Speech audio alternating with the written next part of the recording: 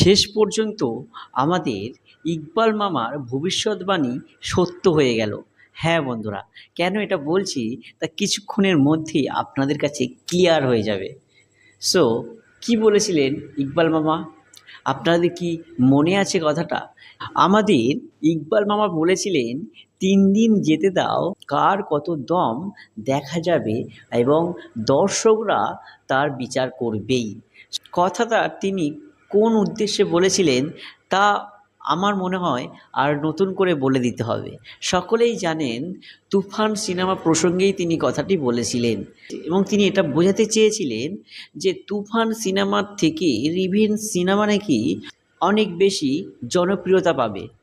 So যাই হোক, বাস্তবে কেউ কারোর নিজেরটাকে ছোট করতে চায় না। তার উপরে ইকবাল মামা একেবারেই নয়, তিনি তো একেবারেই অ্যান্টি সাকিব খান বললেই চলে।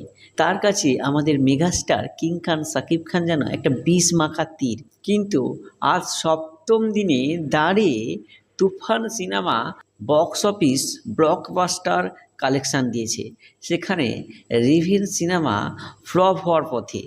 ভাই, ৩ দিন ইকবাল মামা যে সময়টা দিয়েছিল সেই কথাটা তিনি খারাপ বলেননি, কারণ ৩ দিন পর দেখা যায় যে তুফান নয়, রিভেঞ্জ সিনেমাটি বিভিন্ন হল থেকে নামিয়ে নেওয়া হয়েছে। হ্যাঁ ভাই, এটাই হচ্ছে আমাদের ইকবাল মামার ভবিষ্যৎবাণী এবং ইকবাল মামা কিন্তু কোনো অর্থেই খারাপ ভবিষ্যৎবাণী দেননি। হয়তো তিনি অন্য কোনো প্রসঙ্গে দিয়েছিলেন, কিন্তু বাস্তবে সেই ভবিষ্যৎবাণী কারো না কারো ক্ষেত্রে লেগে গেছে। হয়তো সেটা তার নিজের ক্ষেত্রেই লেগে গেছে ভাই, কিন্তু তিনি যে ভবিষ্যৎবাণীটা করেছিলেন তাকে তো সাকিবিয়ানরা বাহবা জানাতে হয় ভাই। কি বলেন সাকিবিয়ানরা?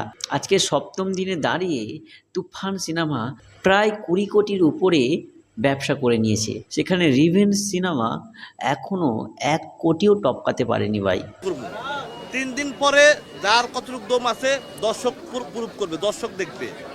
এটাই হচ্ছে তুফান সিনেমা ও রিভেঞ্জ সিনেমার মধ্যে আসল পার্থক্য। আসলে দর্শকই রায় দিয়েছে যে তুফান সিনেমা কী এবং রিভেঞ্জ সিনেমা কী। সো তিনি যতই চতুর পতুর লুটুর লাটুর করুক না কেন, দর্শক তো আছে রে ভাই। সত্যের জয় সবসময়ই হয়, এটা মনে রাখতে হবে। এখন হয়তো তিনি পলিটিক্স পলিটিক্স করে লাফাচ্ছেন যে তিনি নাকি পলিটিক্সের শিকার হয়েছে।